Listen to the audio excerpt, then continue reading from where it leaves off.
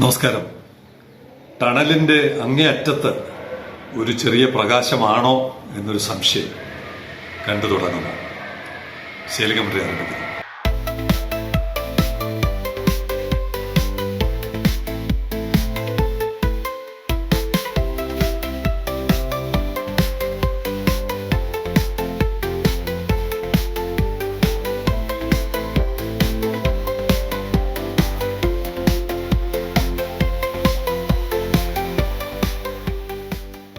ഇന്നലെ രാവിലെ മുതൽ പല സുഹൃത്തുക്കളും എനിക്ക് ഒരു വാർത്ത ശകലം അയച്ചു തന്നു. ഇന്നലെ വൈകുന്നേരത്തോടുകൂടി ഒരു ട്രയൽ നമ്മുടെ വിശ്വപ്രസിദ്ധമായ പോർട്ട് കണക്ടിവിറ്റി റോഡിൽ നിന്ന് NH പ്രവേശിക്കുന്നതിന്റെ ഒരു ട്രയൽ പല ഭാഗത്തു നിന്ന് അത് സംബന്ധിച്ച വിവരങ്ങൾ കിട്ടി. ഏകദേശം വൈകുന്നേരത്തോട് ഞാൻ പ്രസന്റേഷൻ എടുക്കുന്നതുവരെ അത് നടന്നിട്ടില്ല. അങ്ങനെ ഒരു ഭാഗ്യം നമുക്ക് കാണാൻ പറ്റുമെങ്കിൽ ഏതെങ്കിലും ഘട്ടത്തിൽ അത് അവതരിപ്പിക്കാൻ ശ്രമിക്കാം.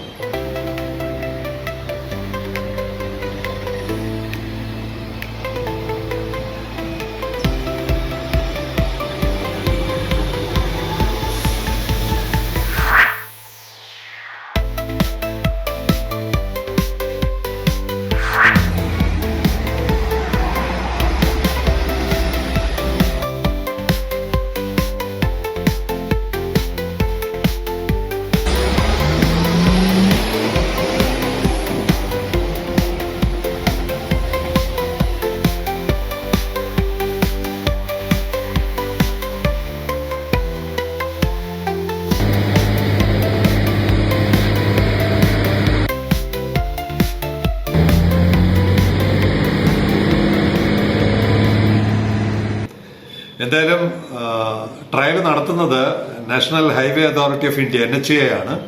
കാരണം അവരുടെ പ്രോപ്പർട്ടിക്കകത്താണല്ലോ, അവരുടെ റോഡിലോട്ട് പ്രവേശിക്കണമെങ്കിൽ അവരുടെ അനുമതിയും അംഗീകാരവും ഒക്കെ വേണമല്ലോ.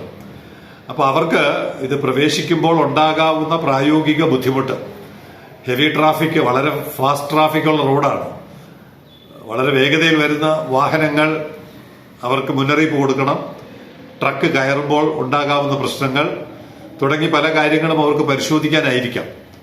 അത് കഴിഞ്ഞ് ട്രക്ക് മുന്നോട്ട് പോയി തിരുവനന്തപുരം സൈഡിലോട്ട് പോയി പിന്നെ തിരിഞ്ഞ് യൂട്ടേൺ എടുത്ത് തമിഴ്നാട് സൈഡിലോട്ട് പോകുന്നത് എങ്ങനെ, നേരെ കൊല്ലം, ആലപ്പുഴ, എറണാകുളം അങ്ങോട്ട് പോകുന്നത് എങ്ങനെ, അതിനൊക്കെയുള്ള ഒരുക്കങ്ങൾ എങ്ങനെ വേണം എന്നുള്ള ഒരു ട്രയൽ ഇന്ന് നടക്കും. ഇന്നലെ നടക്കും എന്ന് ഒന്നും പറയാറായിട്ടില്ല. നടന്നാൽ ഭാഗ്യം. കാരണം നമ്മൾ ദീർഘനാളായിട്ട് 11 വർഷമാകാൻ പോകുന്നു. പോർട്ടിന്റെ നിർമ്മാണം തുടങ്ങിയിട്ട് 11 വർഷം. ആദ്യത്തെ കപ്പലെടുത്തിട്ട് ജൂലൈ 11 2 വർഷം. അപ്പോ ഇപ്പോഴെങ്കിലും ബെറ്റർ ലേറ്റ് ദാൻ നെവർ എന്ന് പലപ്പോഴും ഞാൻ പറയുന്നത് പോലെ ഇപ്പോഴെങ്കിലും തുറന്നു കിട്ടിയാൽ അത്രയും ഭാഗ്യം.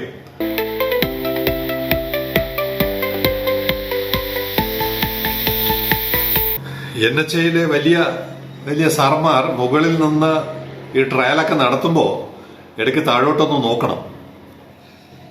ഈ തുറമുഖത്തിന്റെ നിർമ്മാണം തുടങ്ങിക്കഴിഞ്ഞിട്ടെന്നാണ് എനിക്ക് ആധികാരികമായി അവിടെ നിന്ന് കിട്ടിയ ലോക്കൽ റിപ്പോർട്ട്. ശ്രീ ഓമനക്കുട്ടനാണ് എനിക്ക് ചിത്രം എടുത്ത് അയച്ചു തന്നത്. കമ്പാരിസൺ പോർട്ടിൽ നിന്ന് ഇറങ്ങുന്ന അതിന് തൊട്ട് മുമ്പുള്ള റോഡ്, അവിടെ നിന്ന് കടന്നു പോകേണ്ട ഒരു എക്സിറ്റ്, എന്താണ് പറയാ, വയാഡക്റ്റ് എന്നാണോ പറയുക, എനിക്കറിയില്ല അതിന്റെ പേര്, കടന്നു പോകുന്ന ഒരു തുരങ്കം. ആ തുരങ്കത്തിന്റെ വീതിയും ഒരു 1-2 കിലോമീറ്റർ വടക്ക് വശത്ത് മെയിൻ റോഡിൽ നിന്ന്, സർവീസ് റോഡിൽ നിന്ന് കോവളം ഭാഗത്തോട്ട് കയറി വരേണ്ട ഒരു വയാഡക്റ്റ്. ഞാൻ പറയുന്ന വാക്ക് ശരിയാണെങ്കിൽ എനിക്കറിയാം, തുരങ്കം, NHന്റെ അടിയിൽ കൂടെ വാഹനങ്ങൾ പോകാനുള്ള സംവിധാനം.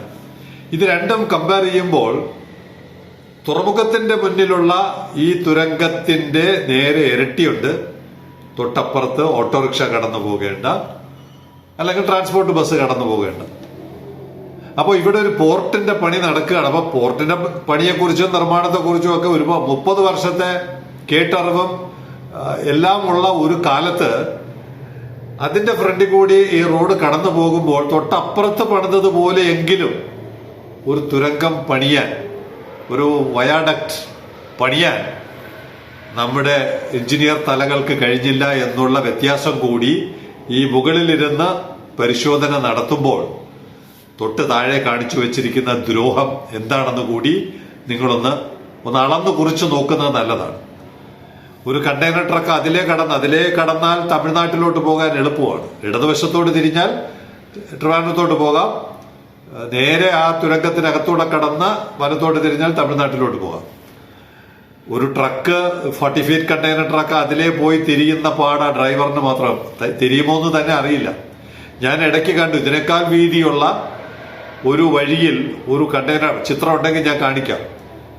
ഒരു തുരങ്കപാതയിൽ ഒരു കണ്ടെയ്നർ ട്രക്ക്, നമ്മുടെ കണ്ടെയ്നർ അല്ല, കാറ് കൊണ്ടുവരുന്ന കണ്ടെയ്നർ, ഒരു വലിയ വാഹനം ഉണ്ടല്ലോ, അത് തിരിയാൻ പെടുന്ന പാട്.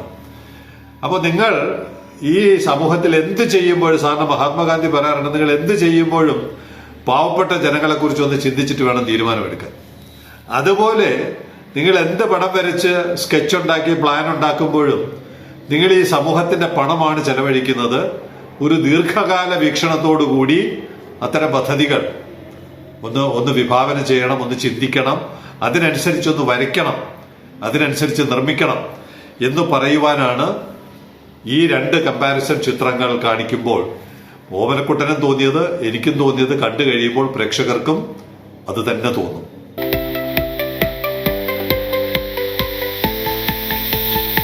ഈ NHA വിക്രിയ മാത്രമല്ല, മൊത്തത്തിൽ ഇന്ത്യയുടെ പ്ലാനിംഗ് വിദഗ്ധരെ, പ്ലാനിംഗ് തലകളെ കുറിച്ചെല്ലാം പറയാവുന്ന ഒരു കഥ സെയിലിംഗ് കമന്ററിയിൽ വന്ന കമന്റ് അല്ല. ഒരു ഇംഗ്ലീഷ് വിഴിഞ്ഞത്തെക്കുറിച്ച് ഒരു ഇംഗ്ലീഷ് റിപ്പോർട്ട് ഇപ്പോൾ പലയിടത്തും പ്രചരിക്കുന്നുണ്ട്. വളരെ പോസിറ്റീവാണ് റിപ്പോർട്ട്. ആഗോളതലത്തിൽ പ്രോജക്റ്റിന്റെ പ്രാധാന്യം എന്താണെന്ന് വിവരിക്കുന്ന ഒരു സായിപ്പാണെന്ന് തോന്നുന്നു. അദ്ദേഹത്തിന്റെ സ്ലാങ് കേട്ടിട്ട് ഒരു വിദേശിയാണെന്ന് തോന്നുന്നു. അതിൽ വന്ന ഒരു കമന്റ്, പേര് കേട്ടിട്ട് മലയാളിയാണെന്ന് തോന്നുന്നു, പൂർണ്ണകുമാർ. അതിനകത്ത് വിഴിഞ്ഞത്തെ കുറിച്ച് പരാമർശിക്കുന്നുണ്ട്. അതുകൊണ്ടാണ് ആ കത്ത് എനിക്ക് അവതരിപ്പിക്കണമെന്ന് തോന്നിയത്.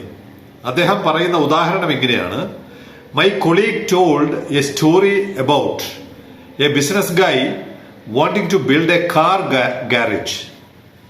കാറ് കയറ്റി നന്നാക്കി സർവീസ് ചെയ്ത് കൊടുക്കുന്ന ഒരു ഗാരേജ് പണിയണമെന്ന് ഒരു സുഹൃത്തിന് തോന്നി.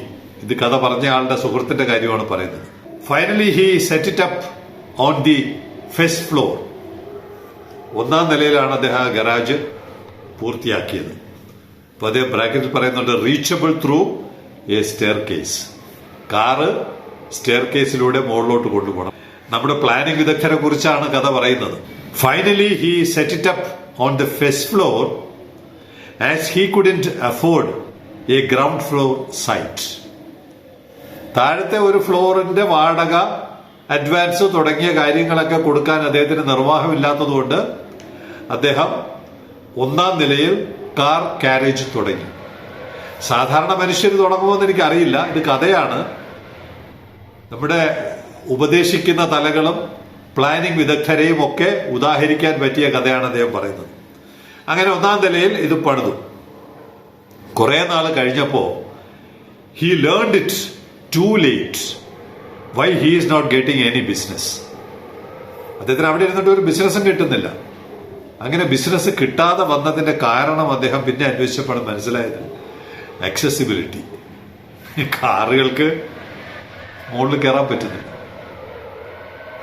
ഇതാണ് നമ്മുടെ നാട്ടിൽ നടക്കുന്ന പ്ലാനിങ്ങും എക്സിക്യൂഷനും ഒക്കെ ഇത്തരമൊരു വികലമായ സമീപനമാണെന്ന് പറയേണ്ടി വരുന്നതിൽ 100% ഇങ്ങനെയാണെന്ന് പറയുന്നില്ല. അല്പം അതിശയോക്തിയുണ്ട്. ഒരു സ്വകാര്യ മുതലാളിയും ഒരു കാർ ഗാരേജ് 2ാമത്തെ നിലയിൽ കൊണ്ടുവയ്ക്കില്ല എന്ന് നമുക്കറിയാമെങ്കിലും നമ്മുടെ പ്ലാനിംഗ് വിദഗ്ധരെ കുറിച്ച് പറയേണ്ടി വരുന്നത് തൊട്ട് കീഴെ, ഇപ്പോ ടെസ്റ്റ് ട്രയൽ നടത്തിക്കൊണ്ടിരിക്കുന്നതിന്റെ കീഴേ ഉള്ള 2 വയാഡക്റ്റുകൾ, പേര് ശരിയാണെങ്കിൽ വയാഡക്റ്റുകളുടെ അവസ്ഥ. ഇത് പോർട്ടിന്റെ നിർമ്മാണം തുടങ്ങിയിട്ടാണ് ഈ 2 പണിതിരിക്കുന്നത് എന്നുള്ളിടത്താണ് ഇതിന്റെ ഒരു കോൺട്രഡിക്ഷൻ നമുക്ക് മനസ്സിലാവുന്നത്. ഇദ്ദേഹം ആ കത്ത് തുടരുന്നത് എങ്ങനെയാണ്? ടിൽ വിഴിഞ്ഞം വരുന്നത് വരെ Indian planners brains work that way. വിഴിഞ്ഞം വരുന്നത് വരെ ഈ കടൽ മേഖലയിൽ നമ്മുടെ പ്ലാനേഴ്സ്, നമ്മുടെ ആസൂത്രകരുടെ ചിന്ത ഇങ്ങനെയൊക്കെ ആയിരുന്നു. Expecting ships to come to the airports. അവരെവിടെയാണോ പണിയുന്നത് അവിടെ കപ്പലുകൾ വരണമെന്നുള്ള ചിന്തയിലാണ് വിഴിഞ്ഞത്തേക്ക് ഉപേക്ഷിച്ചുകൊണ്ട് അവർ പോർട്ടുകൾ പണിതത്. greatest blunder was building Kandla port at the interior end of a shallow inland sea, Gulf of Kutch. ഇന്ത്യയിലെ പ്രധാനപ്പെട്ട ഒരു പോർട്ട് പണിയുന്നത് ഒരു ഷാലോ വാട്ടറും ഒരു ഇന്റീരിയർ പ്രദേശത്തുമാണ് പ്രധാനപ്പെട്ട ഒരു പോർട്ട് പണിതത് എന്ന് പറയുമ്പോൾ രണ്ടാം നിലയിൽ ഗാരേജ് പണിത ബുദ്ധി തന്നെയാണ് എന്ന് അദ്ദേഹം വിദഗ്ധമായി സമർത്ഥിക്കുന്നു. അദ്ദേഹം ചുരുക്കുന്നത് എങ്ങനെയാണ്? ദ റീസൺ ഓഫേർഡ് വാസ്, അങ്ങനെ വിഴിഞ്ഞമൊക്കെ ഉപേക്ഷിച്ച് കണ്ട്ലയിൽ ഇത് നിർമ്മിക്കാനുള്ള കാരണം, the reason offered was even more one sided to be close to its hinterland. അടിയറ സിമ്പൽ. അങ്ങനെ പോർട്ട് പണിയാൻ കാരണം ഫാക്ടറി തൊട്ടടുത്തുണ്ട്. ഫാക്ടറികൾ ഉള്ള പ്രദേശത്താണ് പോർട്ട് പണിതത്. അവിടെ കപ്പൽ വരുമോ ഇല്ലയോ എന്നുള്ളത് വിഷയമേ അല്ല. ഞങ്ങളുടെ ഫാക്ടറി അവിടെ ഇരിക്കുന്നത്, അതുകൊണ്ട് ഞങ്ങൾ അവിടെ പോർട്ട് പണിതു.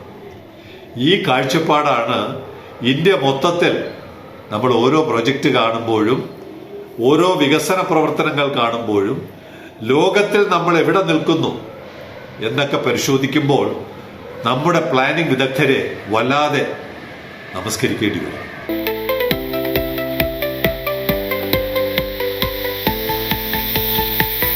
ഒരു ചെറിയ കഥ കൂടെ പറഞ്ഞ് അവസാനിപ്പിക്കും.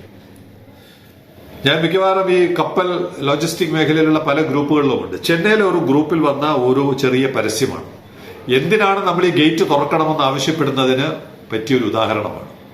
അവിടെ അവർ ചോദിക്കുന്ന 20 ഫീറ്റ് ക്ലോസ്ഡ് വെഹിക്കിൾ റിക്വയർഡ്. ഒരു വണ്ടി വേണം, കണ്ടെയ്നറിനല്ല, ഒരു ചെറിയ വണ്ടി വേണം. അത് കൊണ്ടുപോകാനുള്ള അതിന്റെ വണ്ടിയുടെ വാടക എത്രയാണ്? ചെന്നൈ എന്ന് പാലം ഡൽഹി വരെ ആ വണ്ടി ഓടണം. കൊണ്ടുപോകേണ്ടത് വെറും 750 കിലോഗ്രാമാണ്. ഒരു ടൺ പോലും ഇല്ല. 750 കിലോഗ്രാം ഒരു സാധനം ചെന്നൈയിൽ നിന്ന് പാലം ഡൽഹി വരെ പോകണം. ഗേറ്റ് തുറന്നാൽ ഒരു സാധാരണ നമ്മുടെ ഇവിടുത്തെ ഒരു വണ്ടിക്കാരന് ഇത്തരത്തിലുള്ള പല പല ഓർഡറുകൾ കിട്ടാൻ സാധ്യതയുണ്ട് എന്നുള്ള ഈ പറയുന്ന സാധ്യതകളാണ് ഗേറ്റ് തുറക്കണമെന്നുള്ള ആവശ്യത്തിന് നിരന്തരം ഷെയ്ലിംഗ് കമന്ററി ശബ്ദിച്ചുകൊണ്ടിരിക്കുന്നത്.